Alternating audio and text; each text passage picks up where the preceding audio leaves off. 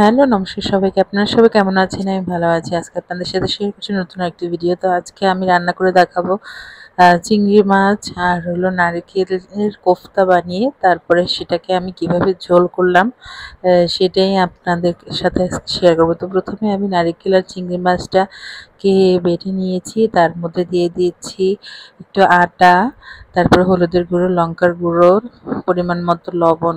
তো এটা দিয়ে ভালো মতো মেখে তারপরে তেল আমি বসিয়ে দিয়েছি এর মধ্যে।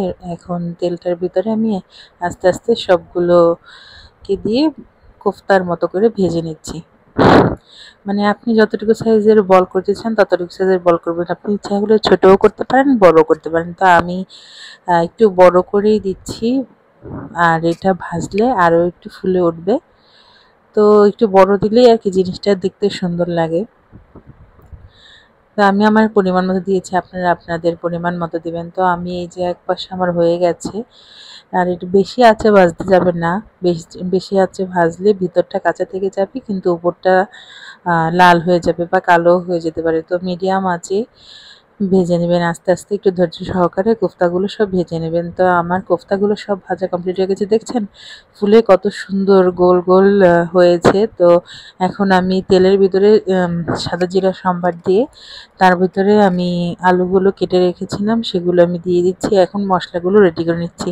তো আমি মশলার ভিতরে দিচ্ছি জিরা বাটা, হলুদের গুঁড়ো, কাঁচামরিচ, লবণ আর হলো পরিমাণ মতো মরিচের গুঁড়া। যে যতটুকু ঝাল খেতে পছন্দ করবে সে ততটুকুই পরিমাণে দিবে। তো আমার মশলা আমি রেডি করে নিয়েছি। এখন এর মধ্যে একটু জল দিয়ে মশলাটাকে নেড়ে নেব। আর এখন এর মধ্যে আলুটার ভিতরে দিয়ে দিচ্ছি গরম মশলা, এলাচ, দারচিনি দিয়ে আলুটাকে একদম লাল লাল করে ভেজে নেব।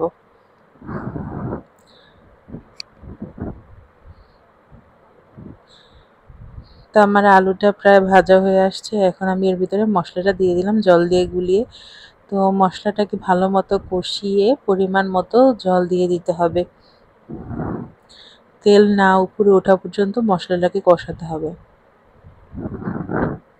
তো আমি মশলাটাকে কষিয়ে পরিমাণ মতো জল দিয়ে নিয়েছি। এখন এর ভিতরে কোফতাগুলো সব দিয়ে দিচ্ছি। কোফতাগুলো একদম অনেকক্ষণ ধরে নিভা নিভা জালে ফোটাতে হবে। মানে নিভা জাল বলতে এরকম বোঝাচ্ছি যে একদম কমও না একদম বেশি না, মানে মিডিয়াম ধরনের জালে আস্তে আস্তে এগুলোকে ফুটিয়ে লবণটা চেক করবেন আপনারা। যদি লবণ লাগে একটু দেবেন, না হলে দেবেন না। আমার লবণ পরিমাণ মতোই ছিল, তাই আমার আর দেওয়ার প্রয়োজন হয়নি। আর আলুটা সিদ্ধ হয়ে গেলে কোফতাটা অনেকক্ষণ ধরে আছে ফুটানোর পরে আপনারা জালটা বাড়িয়ে সেটাকে আপনাদের পরিমাণ মতো যতটুকু আপনারা ঝোল রাখতে চান ততটুকু অনুযায়ী রেখে আপনারা নামিয়ে দেবেন। তো আমার রান্নাটা তো রেডি হয়ে গেছে। এই হলো আমার ফাইনাল লুক। এই যে দেখছেন আমার ফাইনাল লুক আমার কোফতার কারির। তো এই আজকে আর রান্না হয়েছিল পেঁয়াজ দিয়ে আলু ভাজা আর হলো। যদি আমার ভিডিওটা ভালো লেগে থাকে তাহলে লাইক, কমেন্ট, শেয়ার করে দিও। আর যারা ফেসবুক থেকে দেখছেন তারা ফলো করে দিও, যারা ইউটিউব থেকে দেখছেন তারা সাবস্ক্রাইব করে দিও।